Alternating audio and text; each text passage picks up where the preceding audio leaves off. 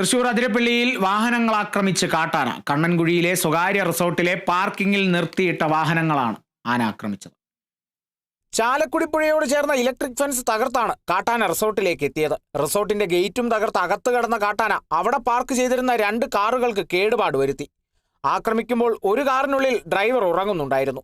ശബ്ദം കേട്ട് നോക്കിയപ്പോൾ കാട്ടാനയെ കണ്ട ഡ്രൈവർ കാറിനുള്ളിൽ ഒളിച്ചിരുന്നതിനാലാണ് രക്ഷപ്പെട്ടത്. വണ്ടിയിൽ സൗണ്ട് കേട്ടിട്ട് ഞാൻ നീച്ചു നോക്കിയതാണ്. ഞാൻ വണ്ടിയുടെ ഉള്ളിലേ കടന്നിരുന്നു. ആന ഇങ്ങനെ ഗേറ്റിൽ ഇറങ്ങി വന്ന് അവിടെ ഒരു ഗേറ്റ് ഉണ്ട്. ആ ഗേറ്റുമ്പോൾ കുത്തിയതിന് ശേഷം എൻ്റെ വണ്ടിയിൽ കുത്തിയപ്പോൾ ഞാൻ അറിഞ്ഞത് എന്താ സൗണ്ട് വെച്ചിട്ട് ഞാൻ എണീച്ച് അങ്ങനെ തല പൊക്കി നോക്കുമ്പോൾ നല്ലൊരു കൊമ്പനാണ് കിടന്ന്. പിന്നെ അവിടുന്ന് കുത്തിയ സ്പീഡിൽ ദേഷ്യം കൊണ്ടോ എന്താ അറിയില്ല, പിന്നെ സ്പീഡ് കൂടിയിട്ടാണ് വന്ന് നേരെ പോയിട്ട് ആ വണ്ടിയിൽ പോയി ഇടിച്ച്. പ്രദേശവാസിയായ സുന്ദരന്റെ വീട്ടിലും നാശനഷ്ടം വരുത്തിയ ശേഷമാണ് ആന മടങ്ങിയത്. Kerala vision news, Thrissur.